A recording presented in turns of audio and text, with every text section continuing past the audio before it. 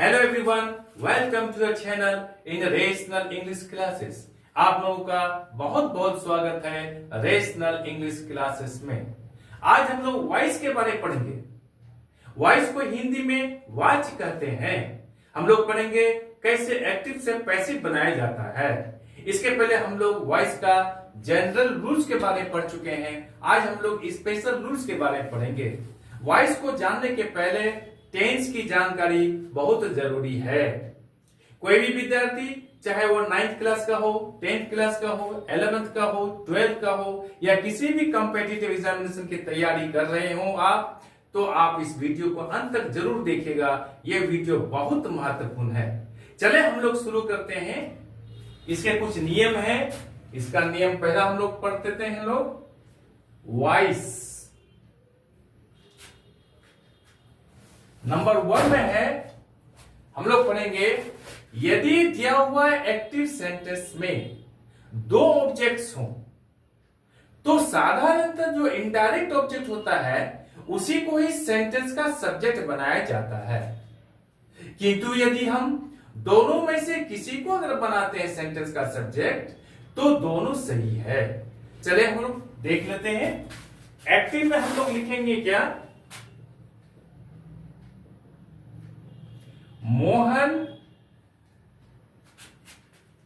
told us a story। यहां पर Mohan subject है, टोल्ड वर्ब टू है, अस यहां ऑब्जेक्ट है। यह ऑब्जेक्ट इनडायरेक्ट ऑब्जेक्ट कहलाता है क्योंकि यह सजीव है। सजीव को हम लोग इनडायरेक्ट ऑब्जेक्ट कहते हैं। स्टोरी एक ऑब्जेक्ट है, यह डायरेक्ट ऑब्जेक्ट है। पैसिव बनाते समय साधारणतः इनडायरेक्ट ऑब्जेक्ट को ही सेंटेंस का सब्जेक्ट बनाते हैं, लेकिन दोनों में से किसी को भी अगर बनाया जाए पैसिव वॉइस का सब्जेक्ट तो दोनों सही है। उदाहरण के लिए हम लोग लेते हैं क्या? जैसे एक्टिव, मोहन टोल्ड अस ये स्टोरी, मोहन ने हम लोगों को एक कहानी कहा। पैसिव बनेगा इसका we were told a story by Mohan. हम लोग इस तरह से बना सकते हैं और करके, यह story was told us by Mohan. दोनों सही है। We were told a story by Mohan, यह भी सही है। यह story was told us by Mohan, यह भी सही है। That's all. Am I clear? आप समझ गए होंगे। अब नंबर 2 में हम लोग लेते हैं। नंबर 2 में हम लोग पढ़ेंगे यदि दिया हुआ एक्टिव सेंटेंस में कुछ ऐसे प्रीपोजिशंस हों जिसको पैसिव बनाते समय उन प्रीपोजिशन को नहीं हटाया जाता है। जैसे एक्टिव में हम लोग लेते हैं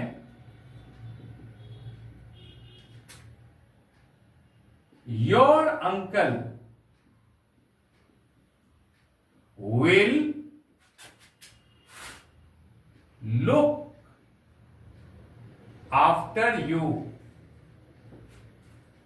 योर अंकल, आपका चचा, विल लुक आफ्टर यू, आपका देखभाल करेगा। लुक आफ्टर एक फ्रेजल वर्ब है, इसका अर्थ होता है देखभाल करना। यहां पर आफ्टर प्रीपोजिशन है। जब हम इसका पैसिव बनाएंगे तो प्रीपोजिशन को नहीं हटाया जाता है। That's all. हम लोग लिखेंगे पैसिव में, लिखेंगे हम लोग You will be looked after by your uncle।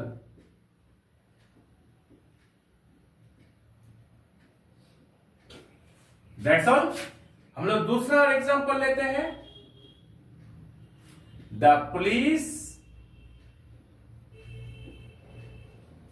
inquired into the case case का अर्थ यहां पर आता है मुकदमा।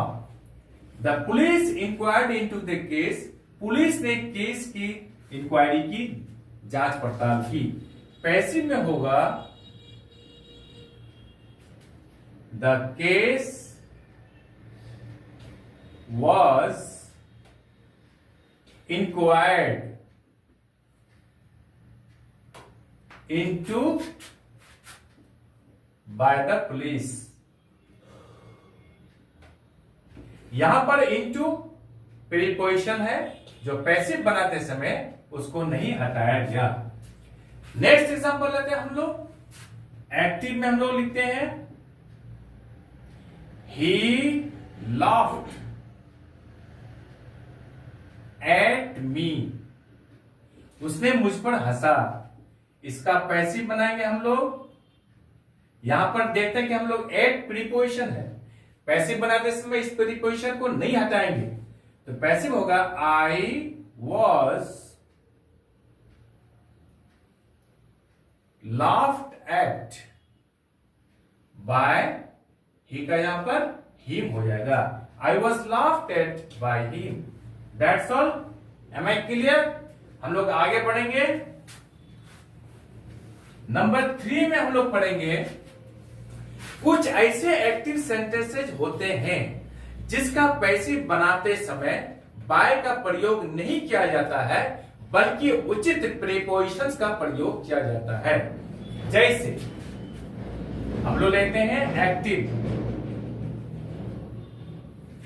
आई नो हिम, मैं उसको जानता हूं। पैसिव उसका होगा he is known to me. यहां पर कभी भी बाय मी नहीं करेंगे। अगर हम लोग बाय मी करेंगे तो मेरा सेंटेंस गलत हो जाएगा। और एग्जांपल लेते हैं हम लोग। एक्टिव में लेते हैं हम लोग, एक्टिव में हम लोग क्या लेंगे? जैसे the news pleased him, the news pleased him. Passive होगा इसका he was pleased with the news. That's all. Next example लेते हैं हम लोग। क्या लेते हैं? The result surprised me,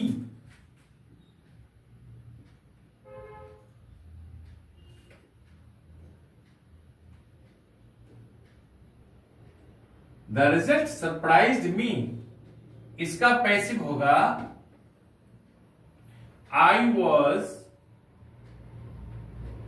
surprised at the result. Next example हम लोग लेते हैं एक्टिव में, this book interested me. Passive हम लोग बनाएंगे I was interested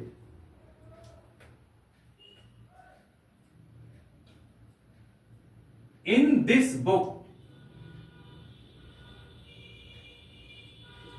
that's all. इस तरह से बहुत सा वर्ड्स है, जैसे एस्टोनिश के साथ एट का प्रयोग किया जाता है, डिससेटिस्फाइड के साथ विद का प्रयोग होता है। इसी तरह से बहुत सा वर्ड आपको मिलेगा जो उचित स्थान पर उसका प्रयोग किया जाना चाहिए। अब ये प्रश्न उठता है, ऐसा क्यों होता है? ऐसे सेंटेंसेस में बाय का प्रयोग क्यों नहीं किया गया? इसलिए नहीं किया गया, ये सारा सेंटेंसेस से हम लोग देखते हैं कि स्टेट्स के बारे में पता चलता है, हालत या स्थिति के बारे में पता चलता है, एक्शंस के बारे में पता नहीं चलता है। उदाहरण के लिए ही राइट्स ए लेटर, वो एक पत्र लिखता है। यहां पर कौन सा एक्शन पता चलता है? लिखने का काम पता चलता है, लिखने का एक्शन पता चलता है। ये letter is written by him. He writes a letter, ये letter is written by him. लेकिन अगर ये कहा जाए कि आई नो ही, मैं उसको जानता हूं, तो इसमें कोई एक्शन के बारे में पता नहीं चलता है, बल्कि एक हालत, स्थिति, स्टेट्स के बारे में पता चलता है। इसलिए यहां पर बाय का प्रयोग हम लोग नहीं करेंगे। That's all. आज हम लोग यहीं तक रखते हैं। आई एम श्योर कि ये वीडियो आपको अच्छी लगी होगी। आप चैनल को लाइक और सब्सक्राइब कर दें तथा बगल वाले बेल आइकन को दबा दें, जिससे कि हर आने वाला वीडियोस का नोटिफिकेशन आपको मिलता रहे। आप लोग खुश रहें, पढ़ते रहें, आगे बढ़ते रहें। बाय।